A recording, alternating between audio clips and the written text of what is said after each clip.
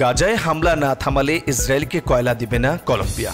অবরুদ্ধ গাজা উপত্যকায় ইসরায়েলি বর্বরতার প্রতিবাদে তাদের কাছে কয়লা বিক্রি বন্ধ করেছে লাতিন আমেরিকার দেশ কলম্বিয়া। দেশটির প্রেসিডেন্ট গুস্তাভো পেট্রো শনিবার এই ঘোষণা দেন। তিনি বলেন, অবরুদ্ধ গাজায় হামলা বন্ধ না করলে ইসরায়েলকে আর কয়লা দেওয়া হবে না। টানা তৃতীয় মেয়াদে ভারতের প্রধানমন্ত্রী নরেন্দ্র মোদী জ্যৈষ্ঠের সন্ধ্যায় রাষ্ট্রপতি ভবন প্রাঙ্গণে দেশ বিদেশের অতিথি ও অভ্যাগতদের সামনে টানা তৃতীয়বারের জন্য প্রধানমন্ত্রীত্বের শপথ নিলেন নরেন্দ্র মোদী। তারই সঙ্গে শপথ নিলেন মন্ত্রিপরিষদের ৭২ জন সদস্য, যাদের মধ্যে পূর্ণমন্ত্রী ছিলেন ৩০ জন, ৫ জন স্বাধীন ভারপ্রাপ্ত প্রতিমন্ত্রী এবং ৩৬ জন প্রতিমন্ত্রী। মোদীর তৃতীয় দফার মন্ত্রিসভাতেও কোন মুসলমানের স্থান হয়নি। অন্য সংখ্যালঘুদের মধ্যে আছে ৫ জন, নারী মন্ত্রীর সংখ্যা মাত্র ৭ জন। আন্তর্জাতিক শ্রম বাজারে বাংলাদেশের কেন ব্যর্থ?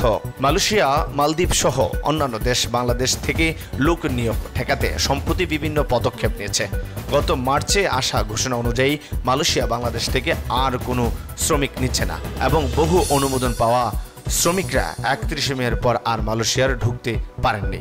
অন্যদিকে নিয়োগকারী প্রতিষ্ঠান কর্তৃক ভুয়া কাগজপত্র দাখিল, লোক নিয়োগ অনিয়ম সহ অন্যান্য কারণে মালদ্বীপের স্বরাষ্ট্র মন্ত্রণালয় বাংলাদেশ থেকে কর্মী নিয়োগ স্থগিত করেছে। ফ্রান্সে হঠাৎ আগাম নির্বাচনের ঘোষণা এমানুয়েল ম্যাক্রো। নিজ দেশে ইউরোপীয় পার্লামেন্ট নির্বাচনে ডানপন্থীদের কাছে ধরাশয়ী হয়ে আগাম জাতীয় নির্বাচনের ঘোষণা দিয়েছিলেন ফ্রান্সের প্রেসিডেন্ট এমানুয়েল ম্যাক্রো। বুথ ফেরত জরিপে ম্যাক্রো সমর্থিত দল বড় ব্যবধানে পিছিয়ে থাকায় দেশটির পার্লামেন্ট বিলুপ্ত ঘোষণা করেন তিনি। ম্যাক্রোর ঘোষণা অনুযায়ী ৩০ জুন পার্লামেন্টের নিম্ন কক্ষের ভোট গ্রহণ অনুষ্ঠিত হবে। দ্বিতীয় ধাপের ভোট জন্য দিন ধার্য করা হয়েছে আগামী ৭ জুলাই। ইসরায়েলের যুদ্ধকালীন মন্ত্রিসভা থেকে বেনি গানৎসের পদত্যাগ। ইসরায়েলের যুদ্ধকালীন মন্ত্রিসভা থেকে পদত্যাগ করেন বেনি গানৎস।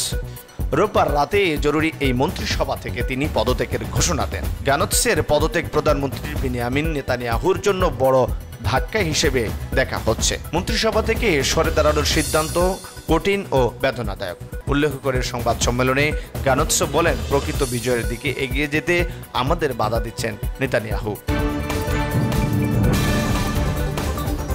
পদত্যাগ করলেন বেলজিয়ামের প্রধানমন্ত্রী। পদত্যাগের ঘোষণা দিয়েছেন বেলজিয়ামের প্রধানমন্ত্রী আলেক্সান্ডার দা ক্রো। স্থানীয় সময় গতকাল রোববার সন্ধ্যায় তিনি এই ঘোষণা দেন। ব্রিটিশ সংবাদ মাধ্যম বিবিসি এই খবর